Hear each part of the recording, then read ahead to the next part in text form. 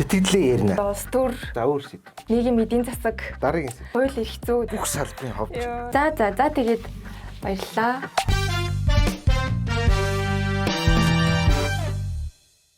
За энэ 7 хоногт нэг олон анхаарлыг татсан шүүх хурал болоод тэгээд шүүх хурлын шийдвэр нь юу юм бэ гэсэн чинь шүүх хурал хойшлсон ба.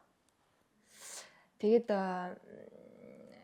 тэр дундаа нөгөө хохирогч гэж одоо олон нийтийн ойлгоод байсан хүнийг яллагдагчаар татсан гэдэг мэдээ бол нэлийн хүмүүсийг цочирдуулах шиг боллоо. Тэгэхээр хүний нөгөө яллагдагчаар татах нөхцлөөрөө юу гэдэг юм бэ гэдэг тэр нөгөө бидэд өөрсдөө мэдээлгүй учраас ингээ гайхаж хүлээж авах шиг байна л да. Нөгөө нэр дурдах юм бол те Санжаа Чомпил гэж байгаа. Одоо хүмүүсийн шуугснаар бол улсын хурлын гишүүн асан Цэрэн Бонцгийн хүү. За тэгээд Тэмүүлэн гэж хүү байгаа. Эрлийн Эрдэнэт гэж хүний хүү гэж бас хүмүүс яриад байгаа. За тэгээд говийн одоо Баатар сайхан нэг хүү Амар сайхан гэдэг. За дөрөвтг нь болохоор Алтай очир гэд залуу байгаа юм лээ. Энэ болохоор одоо ээж аав нөгөө нэг яг одоо олонний танил гэх юм уу тийм хүн биш юм байна гэж ойлгосон. За тэгээ энэ дөрвөн хүн бол одоо бүлэглээд зодоо хийсэн гэдэг аахгүй юу. За зодуулсан гэж бидний одоо ойлгож байсан хүн хийм бэ гэхлээр Саян Нямбуу гэдэг хүү байгаа тий. Би ийм байдал нэлийн хүнд байна гэж Солонгос руу явж өмчлүүлээ гэд аав нь нэлийн гарч ирж чигүүлүүлээж байсан ийм хүн байсан тий. За тэгээд энэ одоо 5 хүнд холбогдох. За бидний ойлгож ирснээр бол 4 нь одоо тэр бүлэглээ тэр нэг хүүг зодсон гэдэг ийм мэдээлэлтэй байсан тий. За тэгээд бүгдээрээ одоо ингээд яллагдчихаар татагдчихж байгаа юм байна.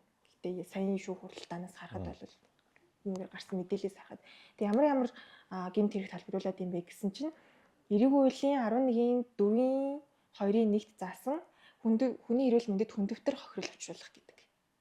Хүндэвтэр хохирол тий. За тэгээд 11-ийн 6-гийн 1-ийн хүний эрүүл мэндэд хөнгөн хохирол учруулах гэдэг юм дээр.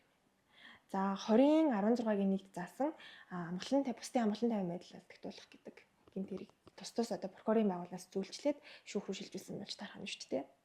Тэг ингээд харахаар энэ 11-ийн 6-гийн 1, 11-ийн 4-ийн 2-ийн 1 гэдэг энэ хоёр гэмт хэрэг өөрөө хоёлаа нөгөө хүний эрүүл мэндийн эсрэг тэ тэр нөгөө бэхтэн гэх юм уу хүний эрүүл мэнд байгаад байна.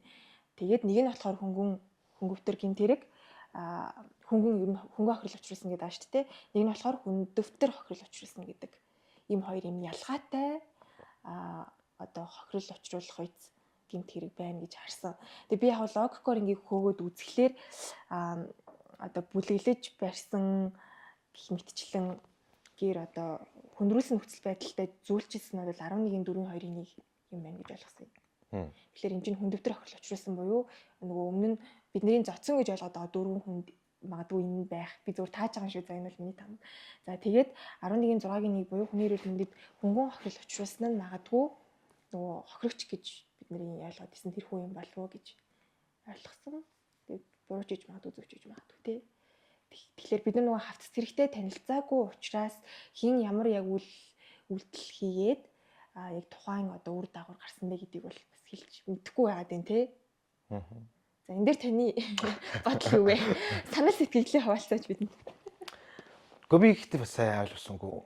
Тэр хүмүүсийн гайхаад байгаа хүнийг болвол яллагдчихсан. 3 зүйл ингээд яллагдчихар татсан юм. Харин яг хэнийг нь яг яаж зүйл ингээд гэдэг нь аахгүй. Тэг бөөндүүлсэн мэдэнүүд яваад байгаа юм тий.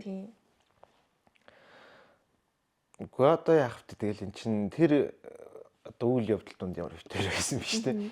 Гэхдээ ингээл одоо тэр бичлэгнийх нь хэсгүүтж яваад л байсан нэг хэсэг сошиал тэгвэр тий. Бүгдийн зургийн гадаа. Тэр хавьдал юм шүү. Амар олон хүн. Тэг айгүй олон хүн тий. Тэгээд ийм одоо харилцсан зодоо гэдэг юм уу тий.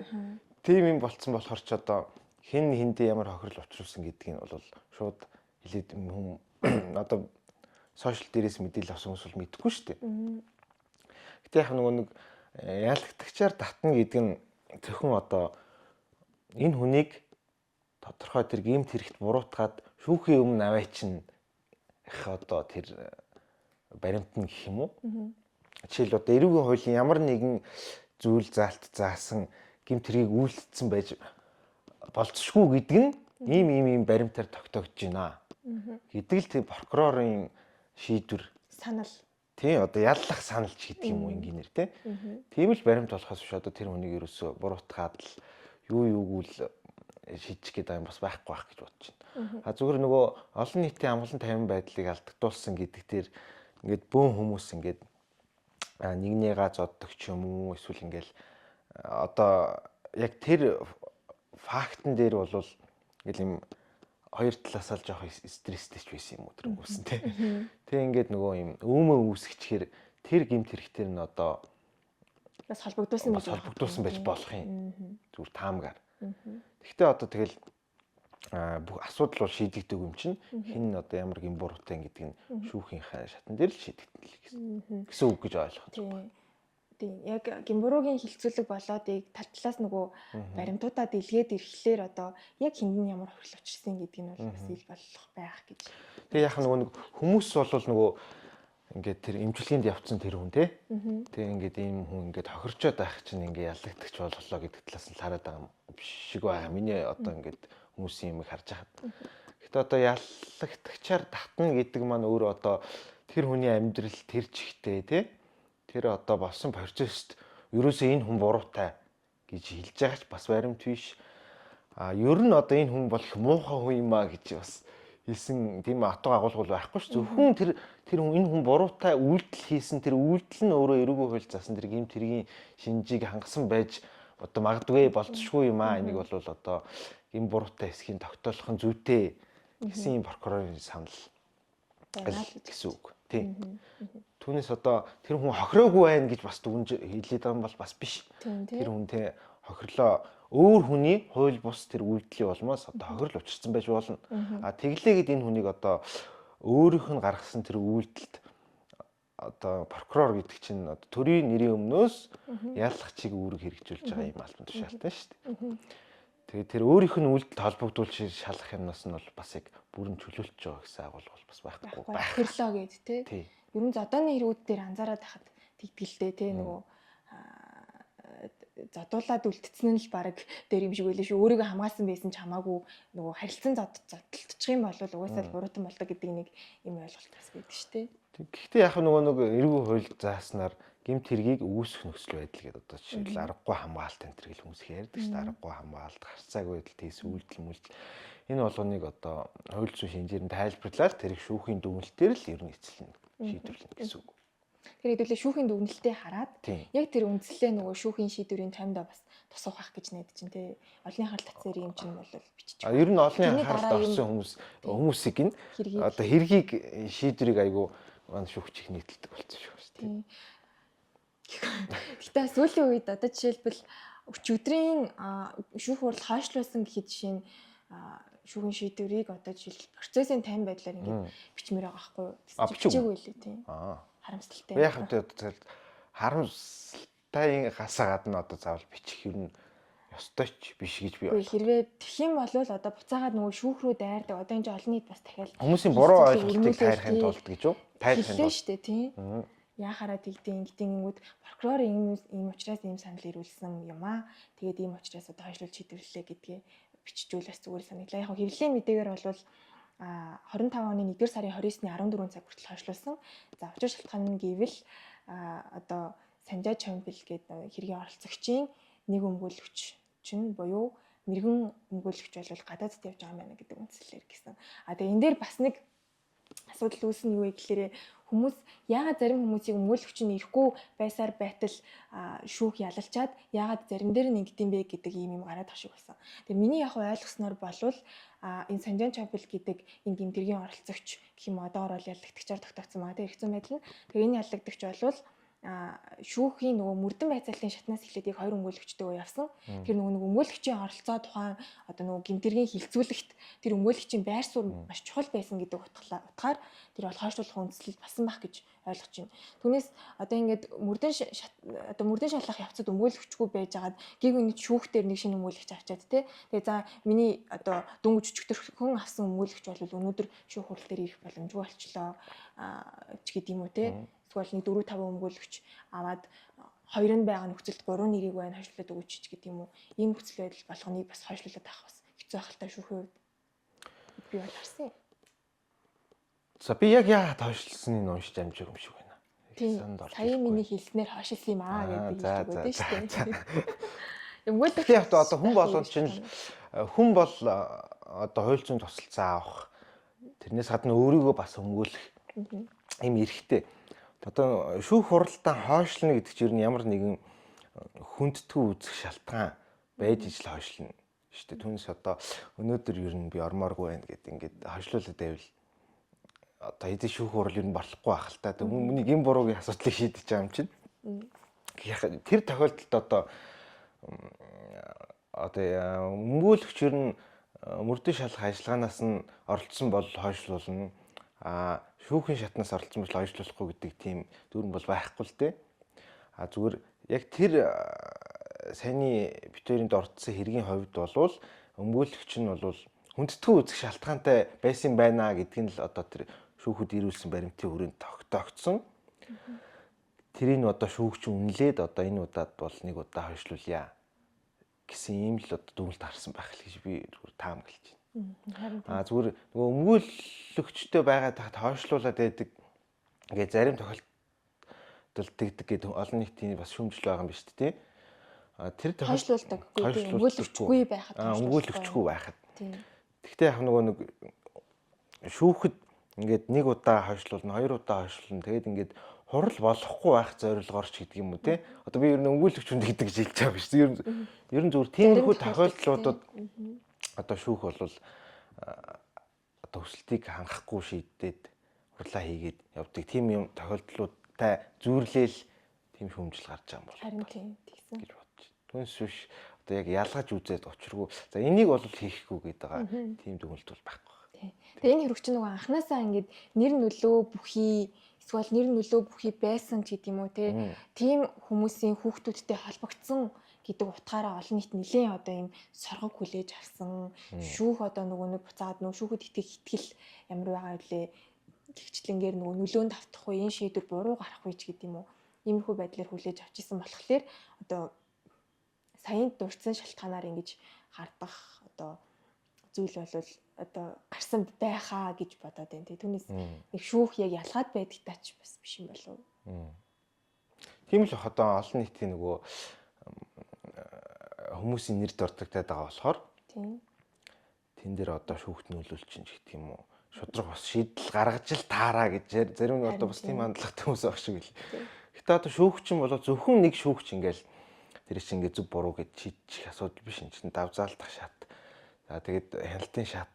Хэрвээ анхны шатны шүүхийн шийдвэртэй санал нийлэхгүй байвал одоо шийдвэр яаж гарснаас үл хамааран өмгөөлөгч нь ч юм уу эсвэл прокурор бол эсэргүүцэл бичээд ээж шатаар нь шүүгийнх нь өөрийнх нь процессор хянуулаад ингээд одоо зөв дүгнэлтийг гаргуулахад л ажиллах л байх л та. Тэгээ энэ болгонд нөгөө энэ хүмүүсийн ийм эргэлзээ таамаг гэх юм уур бухимдал байх үед нь шүүх буцаагаад одоо тэр нөгөө яагаад вэ гэдэг асуулт байгаа болохоор бид нар ингээ мэдгүй байгаа болохоор эргэлзэж байгаа болохоор л ингээл уур бухимдал төрөөд байгаа штэ тий. Тэнгүүд тэр болгонд нь учир шалтгаанаа тайлбарлаад ийм учраас юм шүү гэх тэр нэг мэдгүй байгаа орон зайг ингээд нөхөд мэдээлэлээ өгөөд үнслээ тайлбарлаад явчих юм бол бас арай л бас намжих гэх юм уу хүмүүс тайвшрах л та тий. Тий шүүх гэхээсээ илүү нөгөө нэг одоо шүүгч хүн бол жишээл одоо хэргийг ингээд эцсийн шийдвэрлэгдэг байхад тэр тухай ингээд санаа бодлоо илэрхийлээд олон нийт одоо мэдээлэл өгөх боломж бол хязгаарлагдмал. Тийм учраас одоо нөгөө тамийн газрын ажилтан одоо хэвлэлийн ажилтан байдаг байх тий. Тэр одоо ажилтан ингээд олон нийт юу мэдээлэл өгөөл байгаа харагддаг шүү дээ. Одоо 2-3 хоногийн өмнө бас нэг өөр олон нийт айгүй анхааралд орсон хэрэг дээр бол тамийн газрын ажилтан одоо ийм очиртай юм аа гэдэг нэг процессын хувьд тайлбарлах харагддаг. Тэгэхээр би тайлбарлаж байгаа хаа л гэж бодож байна. Аль шүүхтэр энэ хоёрт хэрэг чинь нэг шүүхтэр илүү. Сая одоо энэ зодооны хэрэг бол тохиолох юм бол Баянзүрх Сүхбаатар Чинхлээ дүүргийн тархин шүүхтэр. Эрүүгийн хашны тий. За нөгөөх нь болохоор нөгөө 16 настай охин болон 32 настай эмэгтэйгийн амнасыг одоо охиросон хэрэгт холбогдсон хүмүүсийн шүүх хурал болохоор Баянгол, Хавал, Сонгон нархан дүүргийн шүүхтэр гэсэн өөр шүүхтэр гэсэн тий. За ийм одоо олон анхаарлыг татсан хоёр шүүх хуралдаан болоод өнгөрлөө энэ 7 хоногт тий. За тэгээд цаана бас ийм учир шалтгаан байдаг байх юм шүү гэдэг. Таны мэдхийн хувьд тий. Тийм. Түүнээс одоо битэр чи ямар нөгөө гимт хэргийн подкаст ярьдаг хүмүүс биш бас. Тийм шүү дээ. Бүр нарийн юм яриад тахтай угаасаа тэрийг мэдээлж байгаа ярьж байгаа зөндөө хүмүүс байна ч тий. За тэгээд энэ хүргээд энэ сэдвийг хаагаад дараагийн сэдв рүү орё. За нийслэлийн иргэдийн төлөөлөгчдийн хурал болон орон нутгийн за ер нь орон нутгийн иргэдийн төлөөлөгчдийн хурал гэж байна шүү дээ.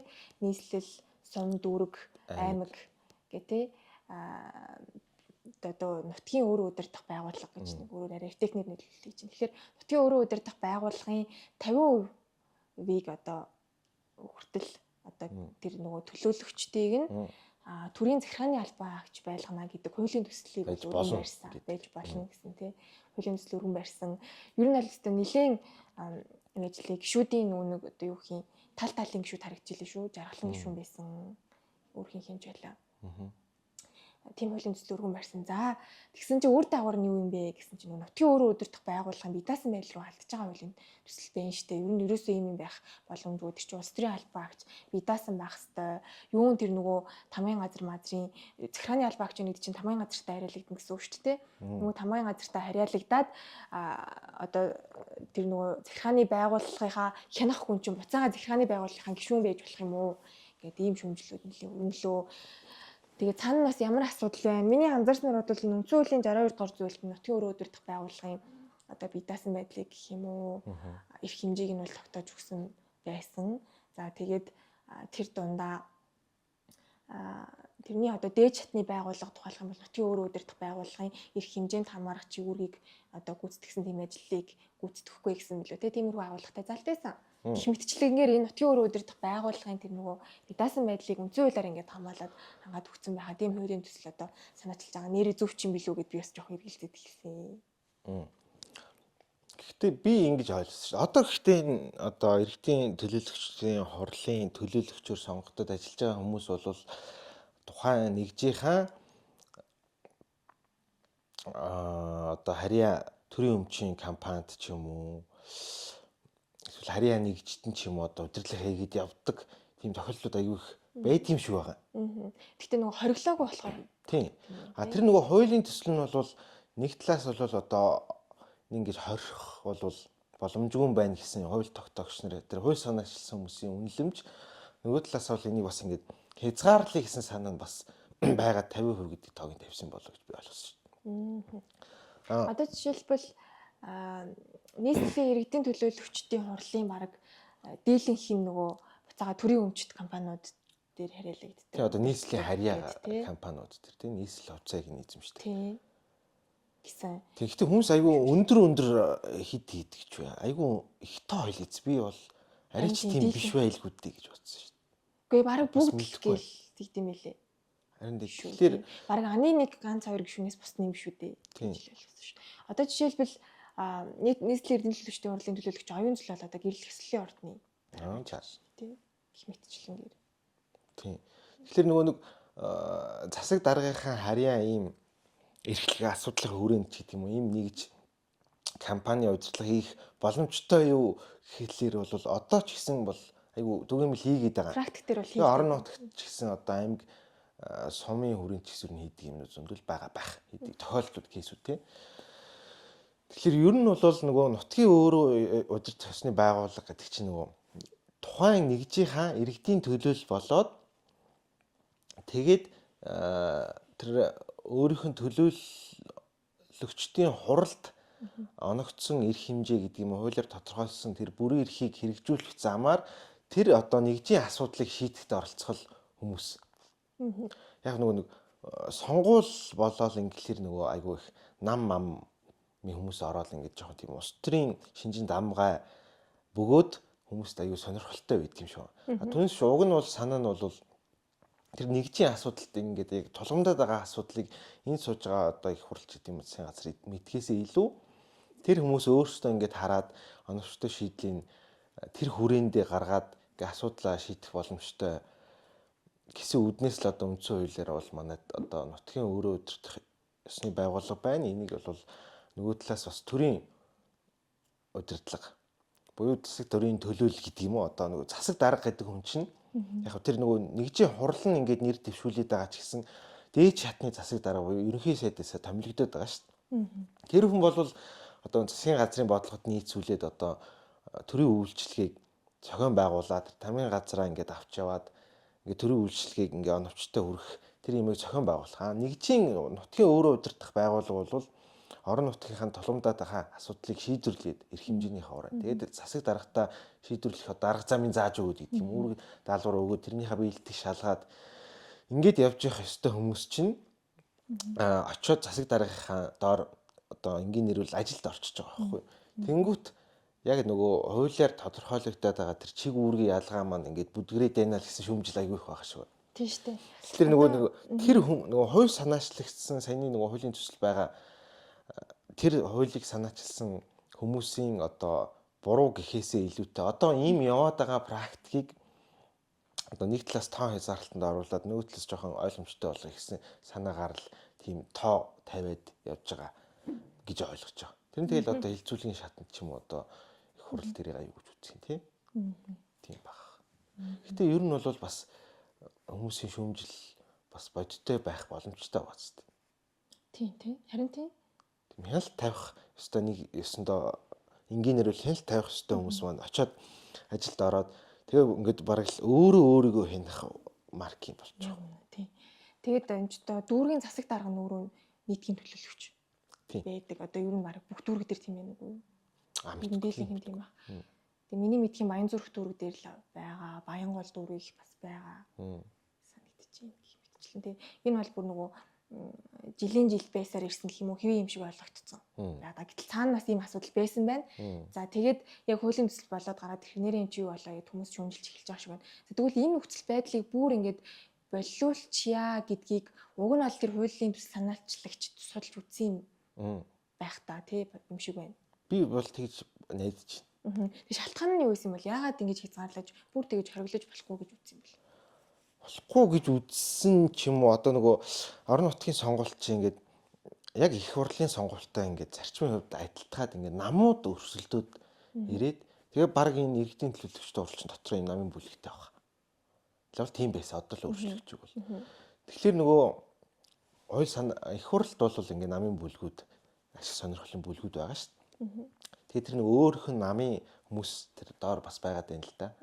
Орон нутгийн олон хот сонгогддог ч юм уу. Тэгээд тэгэхээр нөгөө хүний нөөцийн хувьд тэр бас намын хүний нөөцийг бодлого гэж байдаг л үү тий. За. Тэгээд засаг дарга тавьчихаар доороо ажиллах хүний намынхаа хүнийг авчрах гэхээр нөгөөх нь сонгогдсон байдаг ч юм уу. Бас ийм улс төрийн зовлон байд юм болов би ойлгоод байдаг шүү дээ. Тэ яриа жоохон ойлгомжтой хэлүүлж лөө би юусаа ойлгохгүй байгаа юм. Одоо гэдэг нам улсын их хурлд ингээд гэдэг намын гишүүн тийм хууль санаачлахад оролцчихдээ эсвэл одоо санаачилжээ гэж төсөлч. Тэгмээд гэдэг нам чинь тэр одоо орон нутгийн төвшөнд бас ингээд төлөөлөгч нар гэдэг намын гишүүнчлэлтэй байгаа. Засаг дарга бол мэдээж улс төрийн албан тушаалттай учраас тэр гэдэг намын гишүүнчлэлтэй байг. Тэгэнгүүт засаг дарга нөгөө өөрийнхөө одоо удирдлагын багыг гэж гэдэг юм уу тийм. Ингээд нөгөө удирдах төвшний бүрэлдэхүүнээ авчираад томилох гэхээр хүний нөөцийн хувьд бол нөгөө намынхаа хүмүүсээс авмаар байдаг. Тэр хүмүүс нөгөө нэг тэр намын гишүүнчлэлээрээ ингээд орон нутгийн сонгуульд нэр дэвшээд иргэдийн хуралд ороо суудсан байдаг. Тэр одоо улс төрийнх нь ашиг сонирхлын үүднээс одоо огт хязгаарлах боломжгүй байна гэж бодсон болоо даа л гэж таамаглаж байна. Түүнээс одоо яг тийм учраас гэж энэ чилээг учраас би сайн мэдэхгүй л байна л дээ. Зүгээр тийм ээж маамадгүй одоо зүгээр ажиллаа явуулахын тулд гэж байгаа юм биш үү? Бас тэгээд намын ашиг сонирхол байдаг ч юм уу гэж бодож байхгүй юу. Түүнээс ер нь заавал тэгээд давхар хийх гээд байх шаардлага байхгүй бөгөөд энэ бол зарчмын хувьд буруу гэж бодож байна. За юм байж. Уг нь бол тэр нэг иргэдийн төлөөлөгчдийн хурлын төлөөлөгч гэдэг хүн чинь тэр иргэдтэйг л айгүй тийм ойр нэг тэр иргэдийнхаа нэг хэсэг байгаад ингээд ажиллах ёстой байтал манай чи ингээд нөгөө намын сонгуул гэж орж ирэл одоо бас намаас л томилогдох ёстой ажил гэд үзэхээр тэр намын ашиг сонирхол нь айгүй хүчтэй байдığım болов гэж би айгүй төсөөл таамаглаад идэв.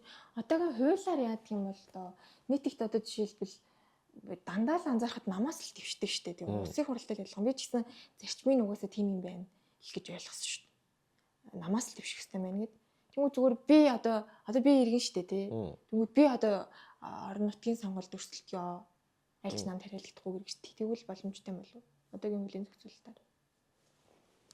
Би даанаар дэвш болдог байх гэж бодож байна. Би одоо яг сарсиж ирэхгүй. Тэгэхээр уг нь бол нөгөө тэр үеийн одоо нөгөө Монгол Улсын засаг захиргааны нутгийн дэвсгэрийн нэгж түүний удирдлагын тухай хууль чинь хэдэн он шинжилгэлээ. Тэр үед шинжилж яхад бас тийм тэр ажлын хэсэгт ажиллаж исэн хүмүүсийн үндсэн хуулийн өөрчлөлт байгаа гэдэг. Тэр чинь 19 онд юм шүү. Яг 19 онд биш 21 хавцал баг. Яриагаар хуулийн төслийн тэр ажлын хэсэгт ажиллаж исэн манай багш нарын яриагаар бол одоо нөгөө энэ яг иргэдийн төлөөлөгчдийн хурал гэдэг бол миний бодлоор бас улс төрийн байгууллага мөн л байх л да. Ингээд сонгуулиар сонгогддог тийм. Бас улс төрийн албан тушаалтанд нөгөө шийдэж байгаа үгүй бас төрийн албаны тухай хуульд бол улс төрийн албан тушаалтанд төлөөлөгч бол бас яг байдгүй. Тийм үү. Засаг дарга бол мөн хурлын даргаыг адилтгаж болно гэсэн юм залттай. Гишүүд нь тэгээ яаж явд юм бол одоо цалин мөнгөнд хийж чинь ямар одоо тэр ангиллалд хамаарч цалин гард юм бол хуучин бол нөгөө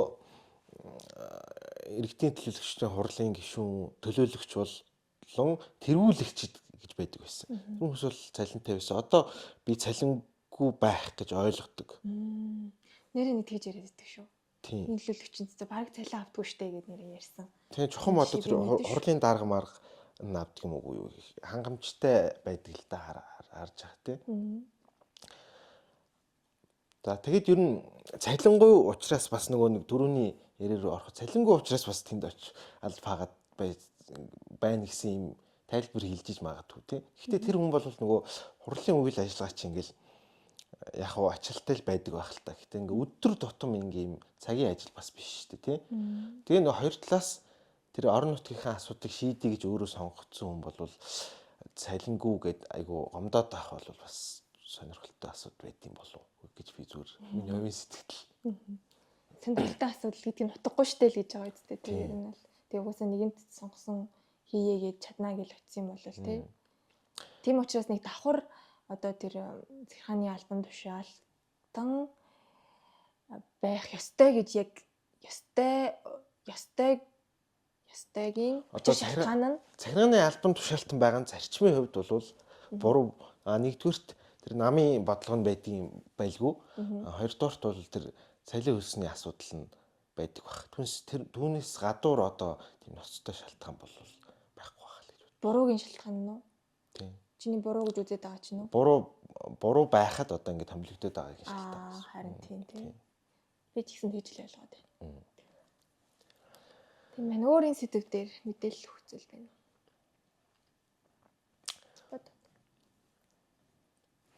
Тэгээ нөгөө иргэдийн төлөөлөгчдийн хурлаас гадна нөгөө баг одоо орон нутг аймагуд бол баг гэж нэгж байгаа. Нийслэлд бол хороо гэж байгаа шүү дээ. Хорооны иргэдийн нийтийн хурал гэдгийн бүтц бас ажилтдаг.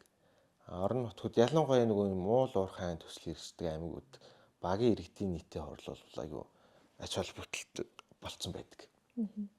Гэхдээ яг тэр нөгөө иргэдийн нийтийн хурал гэдэг бүтц маань шийдвэрлүүл зохих асуудлаа шийдэж гин үү хүмүүс тэрийг ингэж мэдэрч ойлгож ер нь хуралдаа очиж гин үү тэ тэнд ингээд юм ашиг сонирхлын бүлэг цуглуулчаад шийдвэр гаргаад байна уу гэдгийг чинь бас нэг асуудал.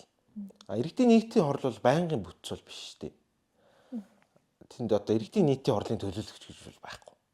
Тэр одоо багт оршин сууж байгаа иргэн бол тэндээ оролцоод санал бодлоо хэлээд шийдвэрлэх ёстой асуудалд нь оролцоод явж болно. Иргэдийн төлөөлөгчтэй хурал бол нөгөө сонгуулийн замаар явчихж байгаа учраас төлөөлөгч гэдэг хүн гарч ирээд байдаг. Тэр төлөөлөгч маань нөгөө намын харьяалтай, намын хаан шугамар дэвшсэн хүн болохоор ингээд улс төрийн асуудал нь илүү сонирхолтой болчиход байдаг байх. Гэхдээ яг одоо ингээд тэр засаг захиргааны нутгийн дэвсгэрийн нэгжийн хуулийг ингээд харахаар бас иргэдийн төлөөлөгчдийн хурлын эрх хэмжээг ингээд харахаар одоо хог хаягдлын асуудал за тэгэл нөгөө сургууль цэцэрлэгийн арчилгааны асуудал бол жишээл орон нутгийн чиг үүрэг тамаарчин ийм асуудлууд бол нөгөө их тийм ус төрийн гэхээсээ илүүтэй уг нь тийм нийгмийн л асуудал байгаа юм л. нийгмийн бөгөөд тийм төлөөллийн байгууллага одоо гэдэг нь тийм иргэний нийгмийн утгаараа хэрэгжих боломжтой юм асуудал байна. Тэгээд одоо бид нар бол ингэж тухайн үеийн нөгөө хуулийн төсөл дээр ажиллаж исэн хүмүүс бол бид нар бол ер нь цаашдаа энэ иргэдийн төлөөлөгчтэй хурал гэдэг энэ байгууллагыг улс төрийн байгууллага гэдгээс нь илүү одоо иргэний нийгмийн байгууллага гэдгийн зарчмаар ажиллах ийм нөхцөл рүү нь одоо зорж байгаамаа гэж тайлбарлаж исэн. Гэхдээ тэр зорилго бол хангалтайгүй байгаа гэдэг нь бол бас Одоогийн төслөөс харахад тийм. Нэрээ тийм шүү дээ. Нэрээ сонирхолтой.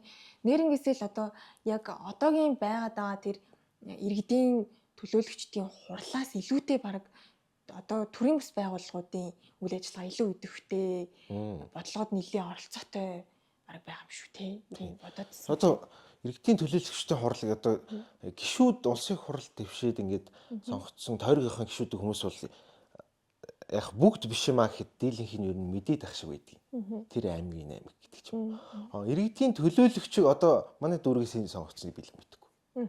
Тэгэхээр тэр хүмүүс маань ингээд нөгөө эргээд тэр нөгөө сонгогдсон нэгжтэй хэр одоо ингэж уялдаатай ажиллаж байгаа юм бэ? Ажиллаж байгаа хэсэг нь бас хэрэгцээтэй юм тийм. Би бол тэрийг шүүмжлэмээр л санагддаг. Тийм ээ. Тэр хүмүүс маань ингэ дарга болоод ус төрч болоод цаашаа яваад байна уу? Яг иргэдийн төлөөлөгч гэдэг тэр статусаа хангаад ажиллаж байгаа юм хэд байгаа шүү дээ. Ус төрч бол цаашаа явангуудаа очиод тэнд дарга болоод нийслэлийн засаг даргын харьяа нэгжийн бүтцэд ороод ингэж байчаар чинь айгүй утгагүй болчих жоохгүй юм бол. Тэр бидний энэ статусын одоо цаана байгаа тэр нэг учрыг гэх юм уу утга учрыг хийх ёстой зүйлийг нь айгүй сайн мэдэж байх хэрэгтэй юм биш үү те. Тэгвэл нэрэл нийслэлийн иргэдийн төлөөлөгчдийн хурлыг гэхэд жишээ нь би бол улс төрийн байгууллага улс төрийн шийдвэр гаргадаг гэл гэж ойлгодог байсан. Тэгсэн чинь нэрэл яг ингээд ярилцж байхдаа бодсон чинь тий бидний одоо өдөр тутмын толгорч байгаа асуудлыг шийдвэрлэхэд юм гол ролтой байх хэрэгтэй юм байна шүү дээ. Тэг жишээлбэл одоо сайн нийслэлийн төсөв батлагдахад гэхэд жишээ нь нийслэлийн иргэдийн төлөөлөгчдийн хурал дээр энэ ажил чинь хэцүү шүү болохгүй шүү гэдэг өнгө аяс давмгаалахаас илүүтэй зүв байн сайн сайхан ажил чинь окей гэдэг хандлага байсан. Гэтэл нөгөө талд нь Монголын яд консул гэдэг чинь үгүй хороо юу холбоо юу? Хороо Монголын залуучуудын хороо илүү холбоо илүү Монголын консул гэдэг тийм төрийн бас байгууллага. Тэгэхэд жишээ нь яг тэр нийслэлийн гаргаж тавьсан төсөл дээр нь дүү шинжилгээ хийгээд хэвлэлийн банк хурал зарлаа танилцуулж байгаа байхгүй юу. Жишээлбэл энэ ажил чинь нийслэлийн эрдэм төлөөлөгчдийн хурлын хийх ёстой ажил байсан юм шүү гэдэг дээр тийм. Тэгвэл тэн дээрээс гарч байгаа дүнэлт нь гэхэд чинь гэмтэргээс урьдчилан сэргийлэх зардал жилээс жилд өсөд байгаа хэрнээсээ гэмт хэрэг буураагүй шүү гэдэг тийм. Тэгэхдээ энэ бидний гаргаж байгаа тэр зардал төсөв мөнгө чи өөрөө үр дүнтэй байх хэвээр үр дүндээ хүрээгүй зардлыг яаж жилээс жил нэмэгдүүлээд идэв ч гэдэг юм уу. Ийм маш ач холбогдолтой саналуудыг гаргаж ирсэн. Тэнгүүд тэрийг одоо жишээлбэл тэр санал ингээд хаягдчихж байгаа байхгүй. Жишээлбэл одоо тэр чинь иргэний нийгмийн байгууллага яг бидний олон нийтийн эрх ашигын төлөө тэр ажлыг хийгээд ингээд явсан байгаа байхгүй юу. Сайн бид хоёрын ярианы өнгө аясаас миний ойлгосон зүйлээс бол тэрийг нийслэлийн юм уу эрдэм төлөөлөгчдийн хурал нийслэлийн ч юм уу биш угаасаа нийт хийх ёстой байсан ажил байна гэж би бүр дүгнээд байна. Тэгэхээр энэ бол бас энэ бүтцэл нэлээд одоо үнэхээр ахаар ууштай бүтцсэн юм байна шүү гэж ойлголоо. Тэгээд энэ хууль дээрээ одоо хууль тогтоогчд маань нэг мөр ингээд сайн хуулийн төсөл дээрээ ажиллаад яг саналаа өгөөд энэ цаана байгаа утга учруудыг ингээд яагаад ажлын хэсэг гараад ч юм уу бас дахиад ажиллах шаардлагатай юм байна. Тий. Тэгээ ажлын хэсэг өргөн баригдсан. Өргөн барьсан тий өргөн барьсан. Тэгвэл хүлээгээд тавцсан мөлий. Ажлын хэсэг байгуулад манай хууль тогтоогч нар маань ажиллах байхаа. Тий. Хоёулангаас илүү харах байлгүй дээ тий. Гэхдээ одоо яг төсвийн асуудал дээр гэдэг чинь нөгөө нэг компани захирал болчиход байгаа хүн чинь өөрийнхөө төсвийг бодоод тэр төсөв баг тэр компани дээр нэмэгдэхин тулд илүү өргөн том байвал сайн болчих тийм ашиг сонирхолтой болчоор эн чинь хүн чинь хоёр туйл төм. Төсвөө таны гэж дуугарч чадахгүй байх юм шүү дээ тий. Их мэдчлэн ингээд байполер хүн бол одоо тийм чандж болох л бах тийм зүгээр зарчмын хувьд ингээд ийм хоёрдмал харьяалтай болгочоор ингээд нөгөө байгууллагын маань яг үндсэн чиг үүрэг нь алдагдаад доголдох юм эрсдэлтэй л гэж хүмүүсийн харж байгаа бас би бас санал нийлж байгаа. Тэр энэ хуулийн төслийг бол анхаарах хэрэгтэй. гэж сайжруулах Тэгээд шаардлага ер нь байна. хүмүүс ч гэсэн энэ нөгөө Болж өгвөл яг одоогийн концепцээр батлахгүй байх хэрэгтэй биш үү гэж бодож байна. за тэрийг одоо тэгээд яг Хууль тогтоогч нар мэднэ л дээ зүгээр яг тийм л дээ. Гэхдээ одоо энэ орчин нөхцөл нь ямар байдгийг тэр хүмүүс шийдэх байлгүй дээ. Гэхдээ миний бодлоор бас нэг би нэг юм хэлэх гээд байгаа юм. Одоо нэг орон нутгийн сонгуульд ингээ нэр дэвшиж байгаа хүмүүсийг бас ингээ энэ улс төрд орох гэж нэг ингээ хүлийн зөвшөөрсөн.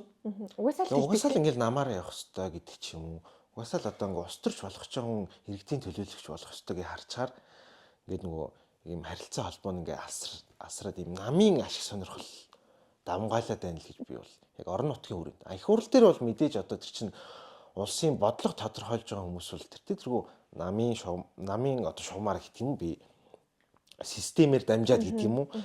Тэгээ юм улс төрийн өнгө аясан давмгаалах нь ойлгомжтой. Тэр бол буруу юм байхгүй бах. А яг орон нутгийн төвшөнд бол тэрийг ингэж улс төрч гэж харахаас илүү бидний төлөөлөл бидний нэгшүүл гэж харах нь зөв баг. Би нөгөө нэг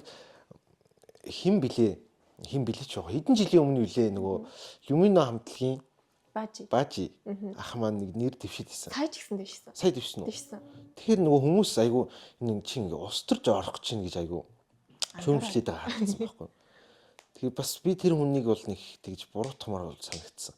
Одоо нийгэмд л ингээ нийслэлд амьдарч байгаа юм бол энэ нийслэлийн асуудлыг одоо тайлахад хувь нэмрээ оруулъя гэж зүгээр энгийн иргэд бас тэгж харж нэр дэвшиж байгаа нь бол айгу сайшилтай. Тийм ээ тий. Тийм биш үү? Би ч гэсэн мэддэггүй байсан биш үү? Нэрээ батсан чинь нэрээ л тийм юм байна да. А нөгөө талаас нөгөө доод шатн дээр иргэдийн нийтийн хурал дээр жишээл одоо яг тэр хорооныхоо асуудлыг шийдэх гэхлээр нөгөө шийдвэрийг ингээд хэрэгжүүлэх төсөв мөнгөч байдаг юм уу? Шийдвэр нэг бодтой хэрэгжихгүй хэрэгжилт нь жоохон юм тааруу байдаг гэж би бол хардаг. Тэгээ хоёрдугаарт манай иргэд маань ч гэсэн тэр нөгөө хурал дээр төдийлөн бас очиод байдгүй. Би бол жишээл нэгч очиж байгаагүй. Гэхдээ би ингээд тэр зарыг хаанаас харахаа бас зарим тохиолдолд мэдэхгүй байгаа байхгүй. А тэгээд нөгөө зохион байгуулалтын хувьд ч гэсэн одоо ингээд тухайн орчны одоо хороондоо юм цэцэрлэгжүүлэлт хий гэж бодоход тэрийг шууд одоо их хурлын гишүүн за энэ цэцэрлэгжүүлэлт хийе гэж шийдэхээсээ илүү тэр иргэдийн нийтийн хурал одоо энд ер нь цэцэрлэг хэрэгтэй байна уу байна уу арай өөр юм хэрэгтэй байна уу огийн эцгийг нэмэгдүүлэх хэрэгтэй байна уу гэдгийг яг тэр амьдарч байгаа хүмүүс өөрөө ингээд санаачлаа гараад ингээд шийдэгдээд явах юм бүтэн бол байдаг яг зохион байгуулалт болон тэр одоо санаачлагын асуудал гэдэг юм манайд бол жоохон одоогоор тийм байгаа. Тэгээ ирээдүйд одоо шийдэх. Одоо ингээд харахад яг л эсрэгээрээ уруугаараа л яваад исэн бэ. Яваад байгаа юм. Одоо ингэдэг шүү дээ. Улсын их хурлын гишүүд чинь бодлого тодорхойлох хэрэгтэй хүмүүс чи дүүргүүдээр яваал. Байшин байр, сургууль барьж өгөн, цэцэрлэг барьж өгөн гээл. Энд чинь одоо уг нь бол тэр тойргоо услах, хөлөө угсрах гэдэг юм улс төрийн нэр томьёонууд байна шүү дээ. Тэр чинь бол байх ёсгүй зүйл байхгүй юу? Одоо энэ чинь бүр яван явсаар бүр зүгээр байдаг юм шиг. Улс төрч болохын тулд улсын хурлын гишүүн байханд бол угаасаа хөлөө угсрах ёстой юм чинь, тойргоо услах ёстой юм чинь гэдэг байдлаар хардаг болсон тий. Нөгөө буцаагаад тэр хүний нөгөө ажлын чиг үүрэгт хамааралтай байна уугүй юу гэдэг дээр бид нар буцаагаад нөгөө хяналтаа тавьж чадахгүй. А нэг гишүүн ирэх гэж байна гэхэлэр манай дүүрэгт сургууль бариад өгөө, цэцэрлэг бариад өгөөч юу хийх юм те гих мэтчлэн. Одоо зарим нэг гишүүд бас хэлж лээс одоо ингээд дүүргүүдээр тийм л одоо самбуу гишүүн те тухайлах юм бол нөгөө гишүүнээ гэдэг нэг влог хийгээд байдаг шүү дээ. Тэрнэр айгүй сайшаалтай юм нь юу исэн бэ гэхэлэр нөгөө амралтын өдрүүдээр тойргоороо яваад хүмүүстэйгээ уулздаг. Тэгээ тэнгүүтээ надаас бити сургууль цэцэрлэг барилга байгууламж гуугаарай. Би бол улсын хурлын гишүүн. Тэр чинь миний хийх ёстой зүйл бол биш. Би бол бодлогын асуудалд юу вэ оролцсноо. Та нар асуудал байгаа хэлчих. Тэгээд би одоо тэр асуудлыг чинь бодлогын хэмжээнд яаж шийдэх юм бэ гэдэг хуулийн үзэл мэдлэг дээрээ л би суух ёстой шүү. Гэдэг юм ингээд анханасаа зарчмаа ингээд хэлчмээр байгаа байхгүй тий. Гэтэл уруу яг одоо дийлэнх нь олонх нь бүр бараг 199% нь яг л эсрэгээр одоо нөгөө амралтаараа орон нутгуулаар явдаг. Малчттай уулзаад та нарт юу хэрэгтэй вэ? Ямар зээл хэрэгтэй вэ? Гэ ингээд явцдаг тий. Ийм байдал руу ороод байгаа болохоор бидний нөгөө хөгжилчин дахиад хэдэн шатаар хэдэн жилээр ингээ ухраад идэг байгаа байхгүй. Тэгэхээр бид нар нөгөө иргэний тэр нөгөө улс төрийн бодлогосрол гэх юм уу иймэрхүү байдлаар нөгөө одоо тэр төрийн бүтцийн нэгжүүд ямар чиг үүрэгтэй юу хийх ёстой юм бид нар хинээс нь юу шаардах ёстой юм бид нар өөрсдөө энэ дээр яаж оролцоод юу шаардах ёстой юм бэ гэдгийг бас мэдчих байхгүй болоод энэ мэдчлээ ингээл асуудлууд үүсэдэг шүү дээ тий.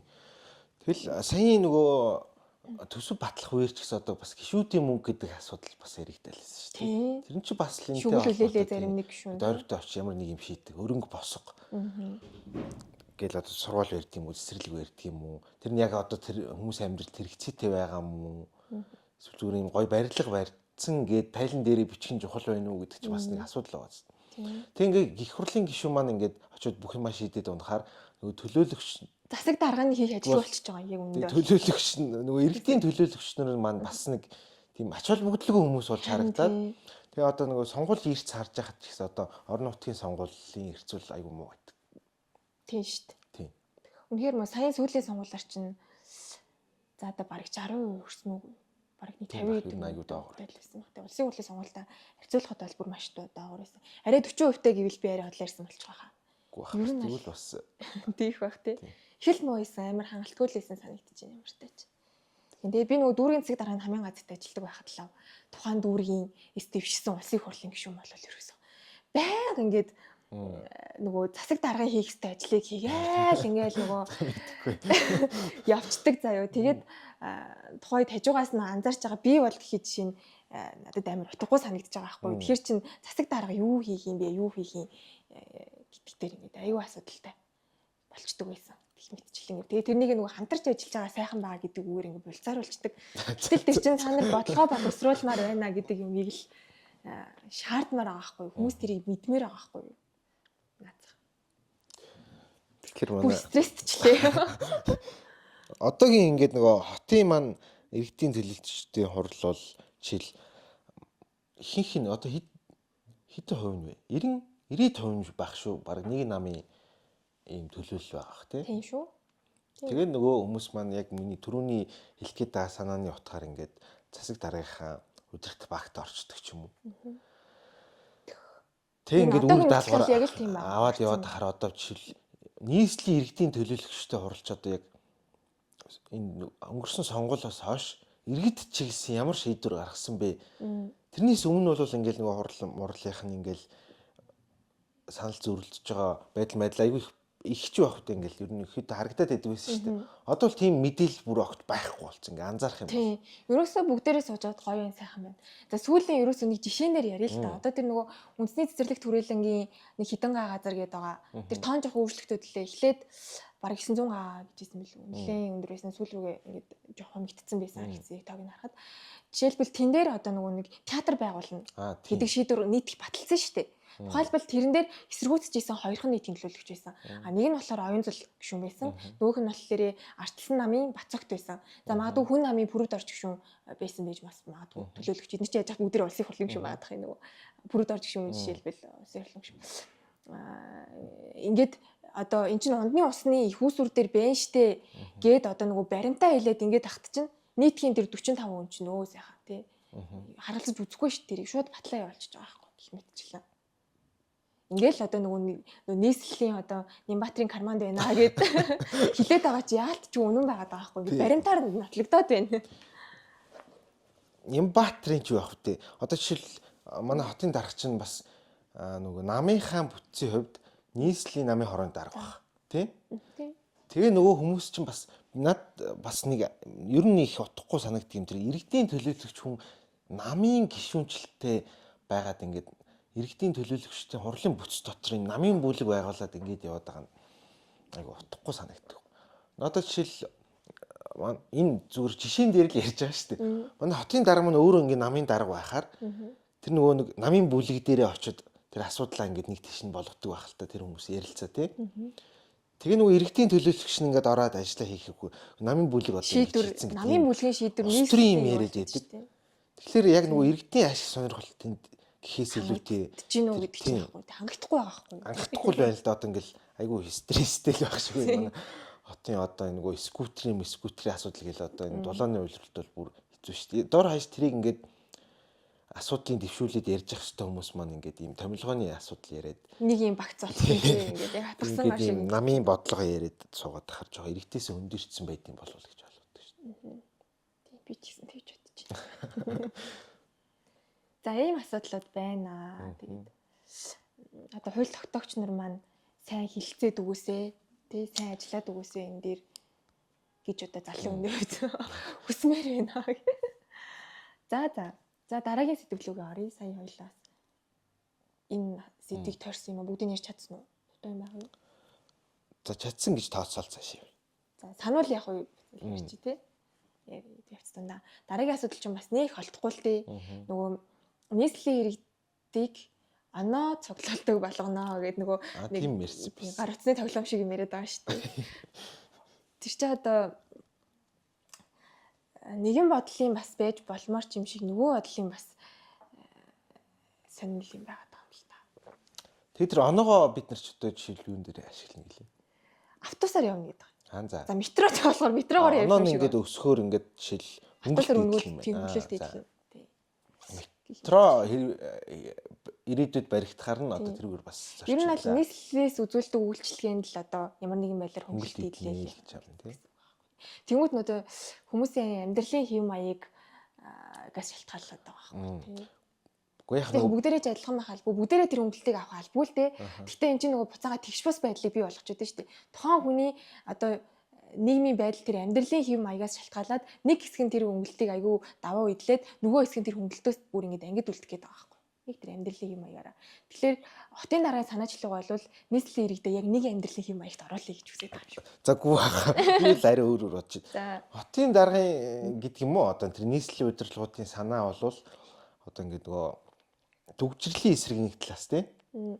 Ингээ та ингээ 8 цагийн офисын ажил хийдэг хүн гэр чинь ингээ 500 м-ийн зайд байдаг ч гэдэг юм уу те 1 км-ийн зайд байдаг гэртэй хүн машина өглөө асааж яваад офисын гадаа авчиж тавиад ингээд 8 цаг 9 цагийн дараа машина асаагаад гэрлүүг явдаг. Ийм л маршруттай байхад тэр маршрутаа одоо туулах тэр одоо юу гэдэг юм те хувилбараа арай өөр хувилбар сонгооч л гэсэн ийм санаачлагын хүрээнд тийм санаачлаад байгаа юм болоо даа гэж би ойлгоо. Тэр хувилбар нь юу юм бэ гэсэн чинь алхахыг машина зогсоол дээрээ үлдээгээд өглөө гэрээсээ гарч алхаад 8-9 цаг ажиллаад буцаад алхаад хараарай л гэдэг байгаа үстэй тийм алхаад эсвэл нийтийн тээврийг одоо ашиглах тийм нэмэгдүүлэх шиг тийм. Тэгээ эн чинь хүний сонголт руу ингээд халдаад байгаа байхгүй юу? Тухайлах юм бол өмчтэй хүн тэр чинь машин ямар нэгэн хэрэгцээ шаардлагатай болоод авсан байгаа шүү дээ.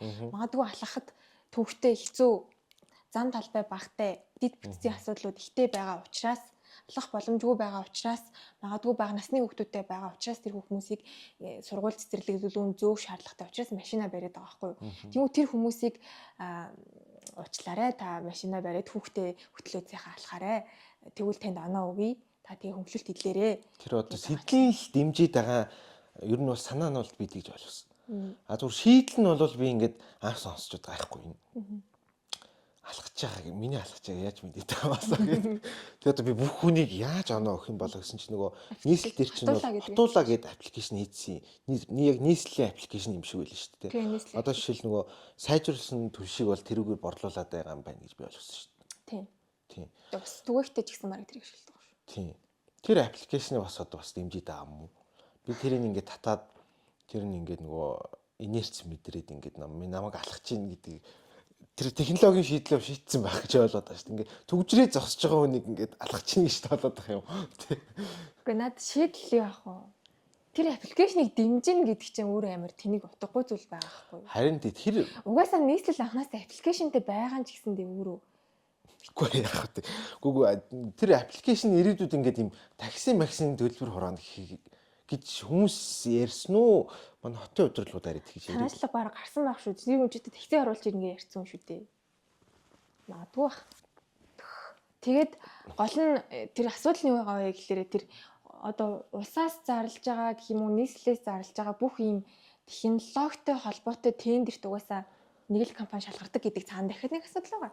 За бас нэг тийм яригдал тэрийг одоо мэдэхгүй. Тэгэхээр энэ чинь нөгөө цөөхөн ашиг сонирхлыг хэрвээ тэр аппликейшнийг дэмжиж байгаа бол цөөхөн ашиг сонирхолд бас нэг талдаа байна уу гэдэг угаасаа харагдах нь ойлгомжтой. Тэгэж харагдах нь ойлгомжтой угаасаа тэр бол. Тэгээд тэр чинь нөгөө технологийн хувьд яадаг вэ гэхээр одоо жишээлбэл нөгөө Samsung дээр л байдаг нөгөө алхаа тоолдог шүү дээ. Ингээд нөгөө савлцныг ингээд тоолчих юм шиг байлээ. Тэр чинь амархан шүү дээ. Тэр хүн өөрийгөө алхаж байгаа вэ гэдгийг би бол нөгөө тийм нэг рил бичлэгнээс харж исэн. Нөгөө нэг найзуудтайгаа нөгөө хин олон алхам хийх дээр ингээ бооцоо тавьсан. Тэгээ бооцоогоо авах гад нөгөө нэг уцаа ингээ савлуулдаг юм ингээ авцсан. За. Тэгээ тэрүүгээр ингээ хөдөлгөөл за би алхаад байна гэдэг мэдээллийг тэр аппликейшнийг хуурчиж болж байгаа байхгүй юу. Гэх мэтчлэн энэ дээр чи ингээ хэрэгжихэд одоо юу гэх юм бэ? Инээдтэй гэх юм уу? Гэхдээ ихтэй яг хэвтэ зүгээр хэрвээ хэрэгжлээ гэхэд хүн болгон бас ингээд уцаад ийм авчих гол байх л та тий. Авна. Хөнгөлөлт эдлэхийн тулд тэр чинь хүн нэг тэнд тийм боломж байгаа бол тэр боломжоос хин ч хойшоос хүсэхгүй шүү дээ. Тийм биз дээ. Тэгээд тэр чинь тэгш хүртээмжтэй баймаар байна. Ер нь бол нийслэлийн бодлого, үйлчлэгээ хэрэгжүүлж байгаа ажил нь. Тийм учраас би бол жишээлбэл тийм зүйл хийх юм бол одоо нийслэлээ дэмжиж гэх юм уу? Тэр хэрэгжүүлж байгаа ажилд нь оролцохын тулд би алахгүй ч байсан тийм авъя гэж юу бодож байгаа. Хүмүүсийг сэтэлжүүлэхээс илүү буцаагаад энэ чинь цаана гарч байгаа сөрөг үр дагавар гэх юм уу бас байгаахгүй. Тэрнийг юус болчих тэгж харж байна тийм. Тэгээ нөгөө талаас бас нөгөө гэхдээ яг ингээл саяны 100 мунд чи ингээл нөгөө их хотын төвөр ялангуяа юу их шинжлэх шиг боллоо. Явган хүний юм зам. Тэгээ нөгөө алдарт бордоор гих мэд те. Тэгээ ингээ нөгөө хүмүүсийг ингээ машинаасаа гараачи гэсэн юм уриалгахын хүрээнд ийм хотын даргын маань гэдэг юм уу? Тэр хотын даргын багийн маань санаачилсан ийм л цогц асуудал юм байна. Тэр нь одоо энэ яг нөгөө такси макси руу ингээд ороод ирэхээр яг такси гэдэг тэр поинтлаад байгаа юм шиг зүгээр нөгөө аж ахуй нэгжүүдийн хийж байгаа бизнест ингээд хөндлөнгөөс хот өөрөө ингээд өрсөлдөгч болоод ороод ирэх үедээ л гэсэн бас бол нэг болгоомж л байгаа юм шиг. Явн явсаар тий. Явсаар. Түүнээс ингээд алхаж байгаа хүмүүсийг дэмжим хотоос тэртээ зэрэг ингээд үзүүлж байгаа нийтийн тээврийн үйлчлэгийн ингээд хариуд нь өнгөлт олгох юм гэдэг юм бол надад бол тийм хит нацтай буруу зүйл биш байхаа л гэж. Олон улсад бас яг тэр аппликейшний шийдэл нь яадаг юм гэсэн үг. Тэ? Би бол тэгж бодчих. Яг бас хоёр талтай л да. Бас яг нэг талд нь гарна гэхээр айгүй асуудалтайгийн хувьд бол асуудалтай байхгүй юу одоо. Бидний өөрсдийн нөгөө юу гин хумсар бөгөөд төлөвшил болоод хотын маань өөрийн байж байгаа царай нь өөрөө ингээд оновчтойгийн тэр шаардлага хангахгүй байгаа юм шиг санагдаад байгаа байхгүй. Нэгийн шийдэл бол тийж л харж байна. Тэгвэл яавал одоо оновчтой байж болох вэ? Үгүй нийслэл одоо анханасаа одоо буруу ийм дид бүтц зохион байгуулалттай байсан гэх үе үед ярьдаг штеп. Тэгээ яагаад тэрнийгээ ингээд өөрчлөх гэх юм уу засах талаар шийдлүүдээ ингээд ярихгүй байгаа бэжж шууд нөгөө иргэдийнхээ ийм одоо юу хин үйл ажиллагаа үйлдэл тэгээ нөгөө зан суртахуун гэх юм уу тэр зүйл рүү ингээ халтаж оруулж ингэж юм хүчээр ингэж хийгээд байгаа вэ гэдэг асуудал юм шиг надад санагдаад байгаа байхгүй юу. Тэрнийхээ оронд зам талбай нь хүртээмжтэй одоо байсгээл замаа өргөсгөөл машин замаа өргөсгөөл ингэж байгаа зү. Тэгэл машин замаа л засч ийн явган хүний зам засж байгаа гэж байгаа боловч энэ чинь хотын төвийн энэ радиус дотор байгаа байхгүй юу. Гэтэл нөгөө гэр хороол руугаа буцаагаад зам маань явган алхахад ямар аюултай байгаа вэ? Тохоо шуун яадаг үлээ, гэрэлтүүлэг нь ямар байдаг үлээ гэх мэтчлэн. Тэгээ ингээд хотоо дахин төлөвлөлтөө ингээд бодлого гаргаж ирээд одоо энэ дээр ч нөгөө бодлогын хувьд нэгдсэн шийдэл бас хүрч чадахгүй байгаа шүү дээ. Миний харж байгаагаар бол зарим нь бол гэр хорооллгүй байх хэвээр зарим нь гэж хотын дарга өөрөө тэгэлсэн шүү дээ. Гэр хороолол байгаа нөхцөлд одоо юу гэлээ? Гэр хороолол болвол юу хчлээд юм. Гэтэл гэр хороол байх ёсгүй гэдэг агуулгатай юм ярьсан байгаа хгүй. Гэтэл нөгөө талаас гэр хороол гэдэг чинь хүний хувийн өмчтэй холбогдож чинэр газар гэдэг капитал чинь хамгийн үн цэнтэй юм байна. Тэрэн дээр эргэн хүн тав тухтай сайхан амьдрахын тулд тэр газар хашаандаа сайхан амьдрах боломж байна гэж ингэж яриад байгаа хгүй. Гэх мэтчлэнгээр энэ бодлогын асуудлаа нэг чиглэл рүү явуулаад тэр бүх дид бүтцийн зам талбай асуудлаа шийдээд өгчих юм бол иргэд чинь өөрсдөө нэг ингэж өөрийнхөө ухамсараар нэг юм ингээд өөрсдийгөө зохицуулах боломжтой байгаа. Одоо жишээлбэл хотуулаагүй. Гэтэ яг нэг тэр дид бүтцийг шийдэхэд одоо мөнгө л хэрэгтэй л байх л та. Одоо нийслэл бол одоо мөнгө бол дутаагүй. Тэгээд тэрийг алхамаар чухам хаанаасаа эхлэхээ тэр ус төрчнөр маань шийдэж байгаа гэхээс биш алхамаар шийдэх гээд байгаа юм болов уу гэж би бол найдаж байна. За тийм улс төрийн бодлого нь бол тийм байна. Манай хотын дарга маань одоо бас тэгэл ингээд юм сошиал дээр бас их тийм итгэвтэй хүн юм да. Тэр нэг бодлын бас ингээд сошиалын ямыг ингээд уншаад шүүмжлэлээ ингээд уншаад байна гэдэг бас сайн юм шиг тий. А нөгөө бодлын бол бас ингээд айгу тэмцэлтэй юм шиг харагдав. Нэг хүний ч одоо сайн өнгөрсөн 7 хоногт юу гэлж вэ? Тийм. Замын мохоо л гэдэг ах шиг үлдсэн тий. За мэдхгүй гэдэг ямар бацаа би бол чулуу шидэхгүй гэж хэлээд байгаа ернээсээ шидэд байгаа гэсэн да. Тэр одоо ингээд өв үйлдэл хоёрын зөрөөд ахарч одоо ямар хэрэг вэ? Яс бодоод байгаа. За. Тэгээд сая чи одоо нэг ард нийтийн санал асуулга зохион байгуулад гэрэл өдөрчлээ шүү. Яа өдөрч үү? Сайн туссан. Зайн туссан залах хэвээр. За одоо дуусах чамжтай шүү. Чи тэр шиг харах байна уу? Гайгүй жоохон гэсэн үг за. За ард нийтийн санал асуулга зохион байгуулад улсын хурлыг одоо тараа гэдэг шийдэл төрсөн нэг хэсэг үлэг хүмүүс юм. Байгуулаач жоохоо байгуулъя. Тэгээд тэгх замаар тараа гэдэг шийдэл төрсөн үү? Тийм. Тэр бас их сонирхолтой. Улсын хурлаа тараачаа. Тэгвэл болохгүй юм. Зүрийн л бодолтой л хүмүүс байдаг. Нэрийн санал асуулга гэснээс нэг юм саначлаа. Золж аргал гişүүн билүү? Би нэрийн андурч юм аадгүй. Өөр хүн гэсэн үгүй. За. Орон нутгийн иргэд тухайн нэгжийнхээ хүрээнд ингээд ийм санал асуулга явуулаад тэгээ иргэдийн одоо тодорхой хувийн хэмжээнд хүрсэн дэмжигдсэн асуудал одоо e-petition гэдэг улсын хурл бол тийм хэрэгжүүлээд байдаг болчиход байгаа шүү дээ, хуулиараа, хуулийг шинжилээд одоо жишээ e-petition ч билүү. Тэгээд нөгөө санал асуулгаар e-Mongolia-гаар ингээд e-Mongolia биш дан системээрээ танин баталгаажуулалтаа хийгээд яг би ингээд иргэнийхээ хувьд өгч ийн гээд жишээл нөгөө сүүлийн үед нөгөө үйл хөдлөлийн татвартай холбоотой асуудлыг яриад байна гэх мэт. Золж аргал гишүүн чинь нэрээ юу байсан? Улсын хурал дах тэрэн шиг дахин бодлогын байнгын орны дарга байсан. Тэр үедээ яг энэ тэрэн шиг нөгөө орон нутгийн иргэдийн төлөөлөгчдийн хурал тухайн нэгжийнхээ хүрээнд бас тийм зохион байгуулалттай болох гэсэн хуулийн төсөл явж байгаа шүү байсан шүү. Тэр ихтэй арай өргөн бариагүй байх. Боловсруулах шатнд байгаа гэж магадгүй тий. Тэр бол бас оновчтой хууль. Тийм байх шүү. Золж аргал гишүүн байсан. Тийм.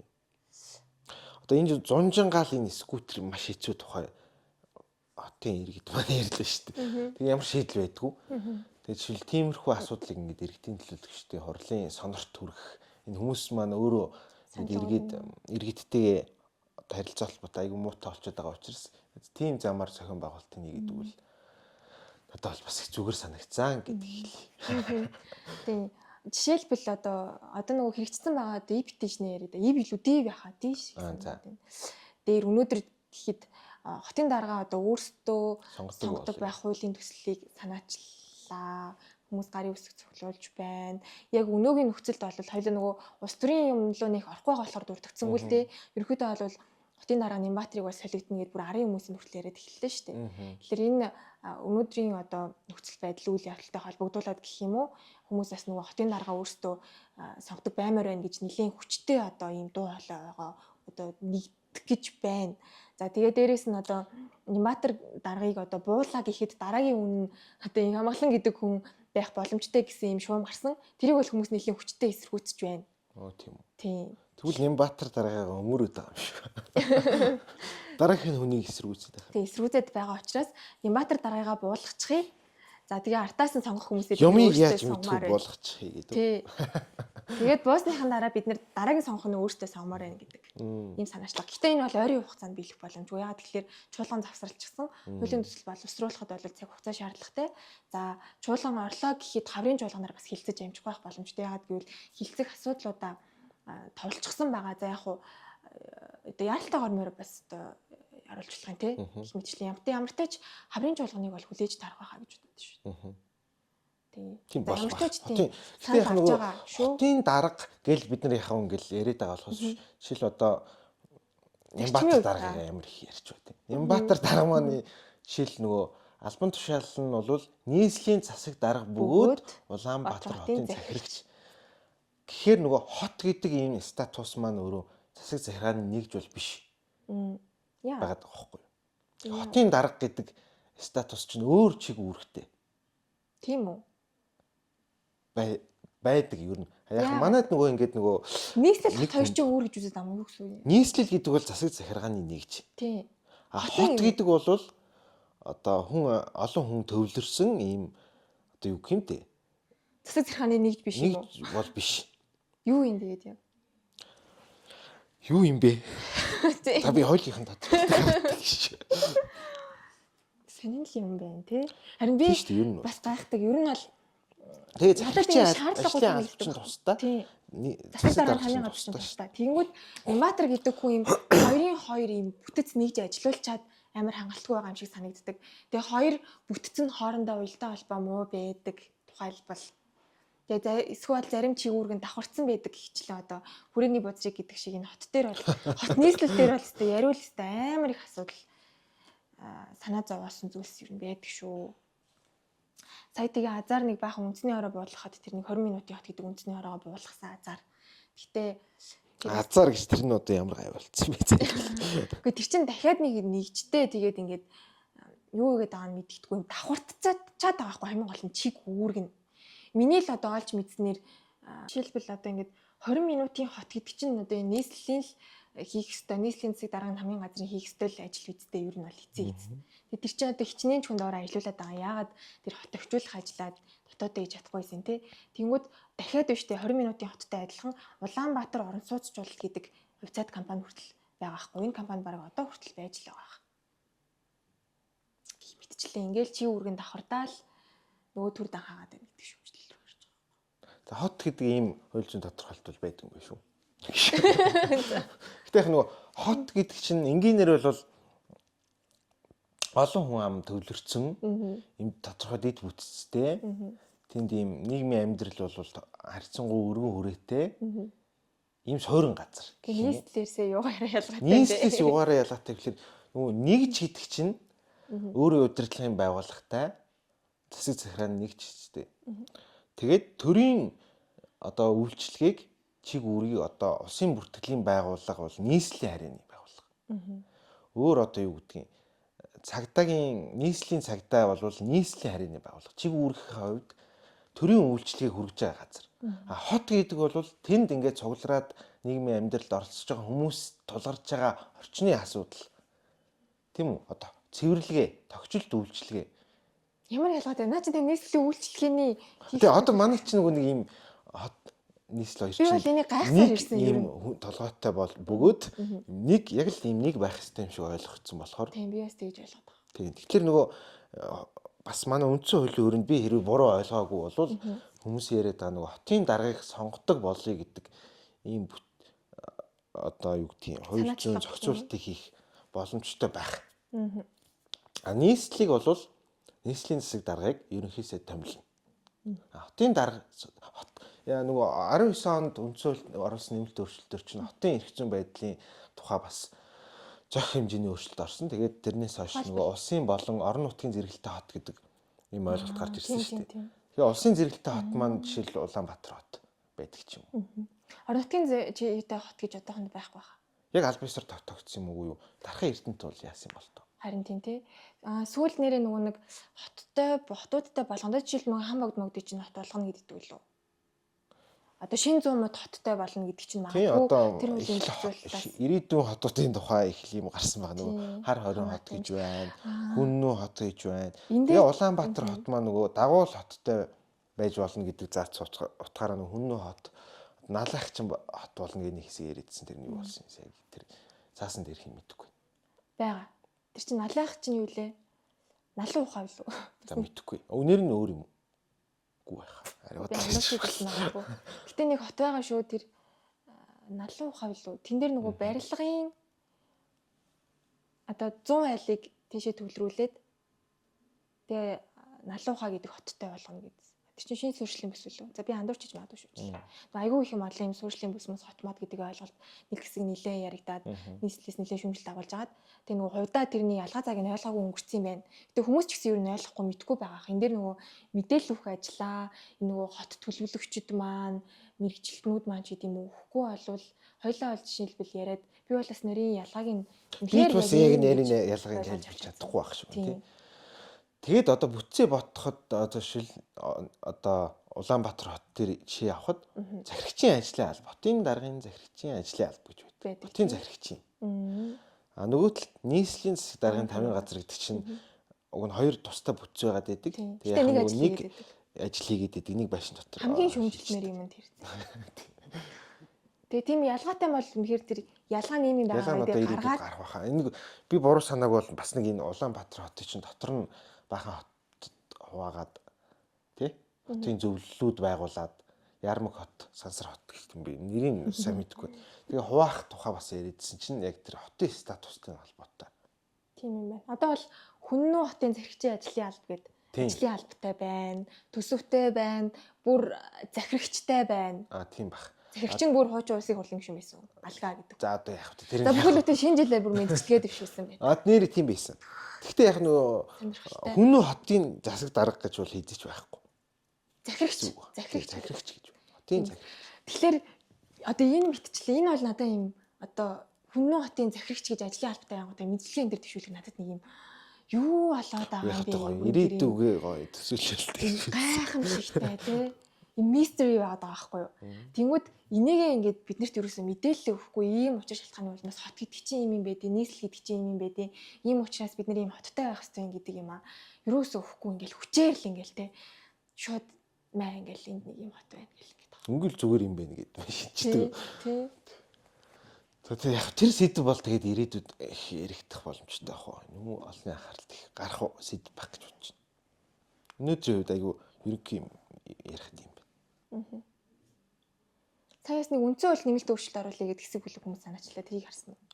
Гэхдээ одоо янз бүрийн санаачлал байдаг. Манай бүр X ерөнхийлөгч маань.